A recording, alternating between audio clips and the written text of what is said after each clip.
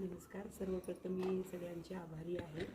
या अनोख्या उपक्रमामध्ये ॲज अ पॅरेंट्स म्हणून मी सहभागी झाले आणि आपण बोलवलात. मी खूप खूप आभारी आहे. आता ॲन्युअल फंक्शनच्या आय थिंक शेवटचा उपक्रम आहे. माझा शौर्य इथे विद्यार्थी आहे आणि त्याची आई आहे. सोबत मी शिक्षिका असल्यामुळे याची जाणकारी मला आहेच.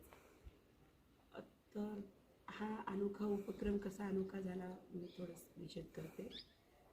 या उपक्रमामध्ये ॲन्युअल फंक्शनमध्ये सर्व विषयला त्यांनी न्याय देण्याचा प्रयत्न केला आहे. एक्झिबिशनमध्ये परवाच सी व्ही रमण यांचं आणि कवी कुसुमाग्रज यांचा वाढदिवस होता.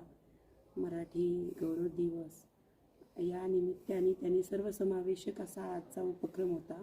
Science exhibition perfect. त्यांनी पूर्ण स्पेस ॲज वेल ॲज सोलार सिस्टीम याची एकदम विस्तृत अशी मुलांना माहिती व्हावी असा एक्झिबिशनचा विषय होता.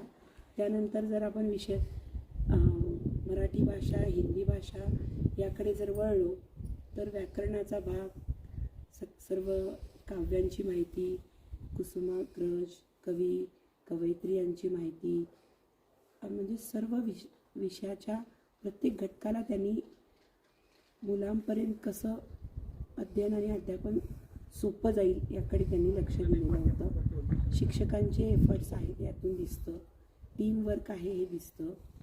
आणि यातून ॲज अ पॅरेंट्स म्हणून जर मी पाहायला गेलं तर माझ्या मुलाला इथे सर्व विषयाला न्याय भेटतो.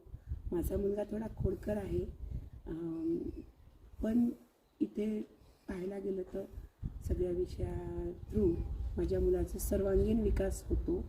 संगीतामध्ये तो हुशार आहे, खेळामध्ये त्याला आवड आहे, विषयाचं ज्ञान त्याला आहे आणि त्यांनीही सहभाग घेतला होता.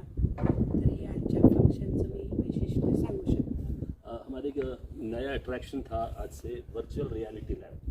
वो आपको कैसे महसूस हुआ? येस, परवाच आमच्या महाविद्यालयामध्ये जे आधुनिक तंत्रज्ञानाचा अध्ययन आणि अध्यापनामध्ये कसा विचार घेतला पाहिजे त्याचंच एक 2 दिवसाचं वर्कशॉप झालेलं होतं.